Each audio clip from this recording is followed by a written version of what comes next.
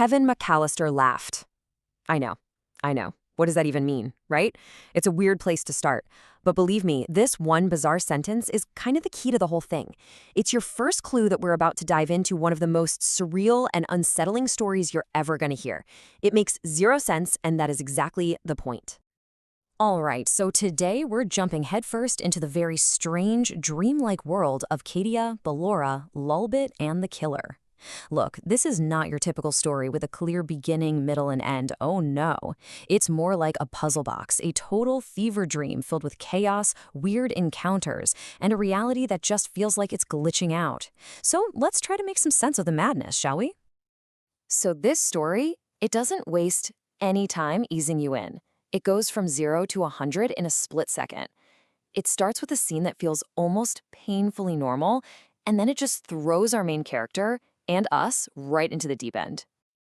Okay, so picture this. We've got our two main characters, Katia and her mom, Lania, and they're just working on a project. They're recording a show about a character called Nightmare. It's super relatable, right? Something a lot of us might do. It grounds us in this familiar world of fandom and making stuff.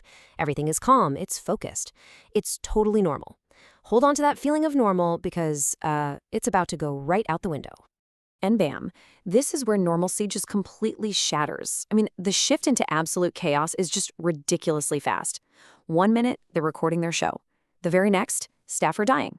Just like that. No explanation, no warning, just sudden, violent chaos. And then, as if that wasn't weird enough, you get the punchline, Kevin McAllister laughed. What? Yeah, you heard me. It's this detail that tells you, okay, the rules of logic, we can just throw those out now. So, with the world literally falling apart around her, what does Katia do? She doesn't just freeze up, she gets moving. She's trying to figure this out, trying to warn people. But the characters she meets along the way, oh boy, they only make this whole mystery that much deeper. So check out the contrast between her first two encounters. On one hand, she finds Ballora, who is just completely oblivious, like has no idea what's happening. A perfect symbol of someone totally disconnected from the horror.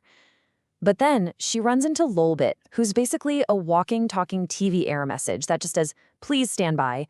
It's like the world itself is a broken broadcast, and poor Kitty is the only one who sees the static. And this line from Katia, it just says it all, doesn't it? Faced with all this cryptic nonsense, she's the only one who stays grounded. Her reaction is so perfectly human. She's like, I don't have time for your glitches and puzzles. People are in danger.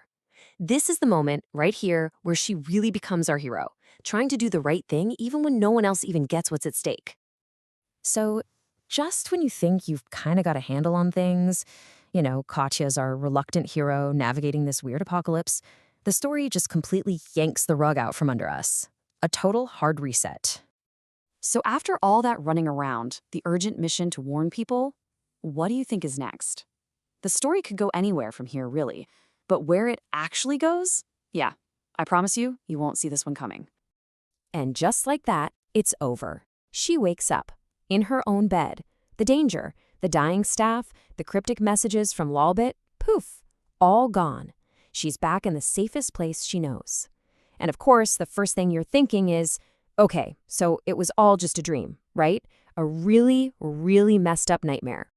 Then Lania, her mom, offers this super mundane, almost dismissive explanation for the whole thing. And it just feels wrong, doesn't it? The whole experience was way too vivid, way too specific to just be brushed off like that. Her explanation feels like a convenient cover-up, a way to force things back to normal that feels totally unearned, and honestly, pretty suspicious. But that fragile sense of safety, it is about to be shattered. For good. Because that nightmare, it turns out, wasn't just a dream. It was more like a preview, a coming attraction. The threat is real, and it has just arrived. And the climax hits fast. The killer from Katia's dream is now literally in her house. Lania, who just wanted to get back to recording, tries to stop the fight, but Katia, nope, she acts. It's like that whole dream, real or not, was preparing her for this. She goes right after the killer and actually defeats him. It's this awesome, triumphant moment. The fight is over. The killer's been defeated. It feels like the end, a clean, satisfying conclusion where the hero wins and everyone is safe.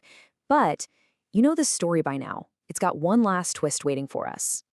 The narrative even gives us this super meta moment. The credits actually roll. It's a signal to us, the audience, that the show is over, you can relax now. We're totally led to believe that Katya and Lanya are finally safe. The nightmare is truly, finally over. And then, this final chilling sentence that comes after the end. Who is this man? Why is he shocked? And the big one, who is screaming? All that certainty, that feeling of victory that Katia earned, it just evaporates in an instant. The story refuses to give us a happy ending, leaving us hanging in total ambiguity. And so, we're left with the story's big, unanswerable question. What part of this was actually real? Was the initial chaos some kind of premonition? Was the final fight just another layer of the dream? The story gives us no answers at all, leaving us with this really unsettling idea that sometimes the line between reality and a nightmare is terrifyingly thin.